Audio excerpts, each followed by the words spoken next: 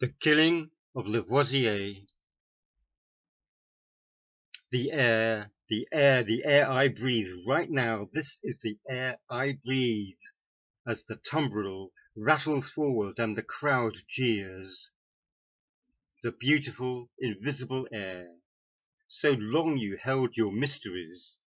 The air which is not one air, which I showed is not one air, not even dephlogisticated air, fixed air, nitrous air, or inflammable air, not one air, a mixture of gases. A part of this air being put into a glass tube of about an inch diameter showed the following properties. A taper burned in it with a dazzling splendor, and charcoal, instead of consuming quietly as it does in common air, burnt with a flame attended with a decrepitating noise like phosphorus, and threw out such a brilliant light that the eyes could hardly endure it. The tumbril clatters over the cobbles, the crowd jeers, we breathe the same air, the same invisible air. The narrow street broadens into the square. Madame Guillotine stands in command. The crowd surrounds her like an ocean. A glint, a swish, a thud, another roar.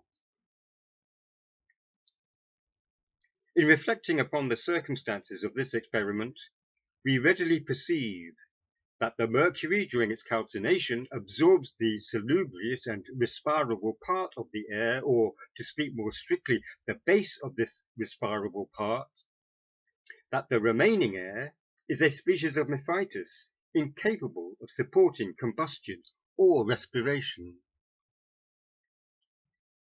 To be exact, to measure and weigh with exactitude. Yes, monsieur, the products of combustion have exactly the same combined weight as the starting materials. The burning substance combines with a gas, and its weight increases by the weight of the gas in the reaction. The conservation of mass. I weighed the mass. The acceleration due to gravity.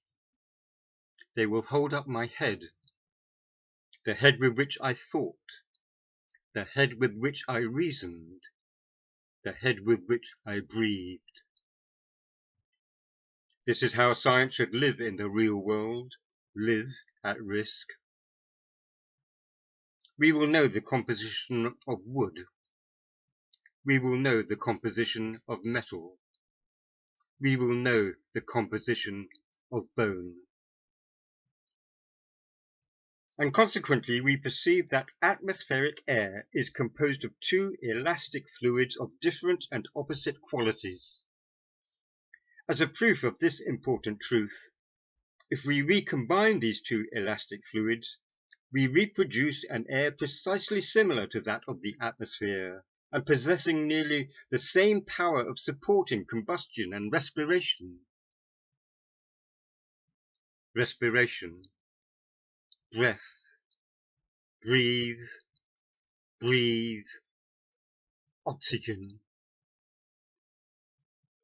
La République n'a pas besoin de savants ni de chimistes. Le cours de la justice ne peut être suspendu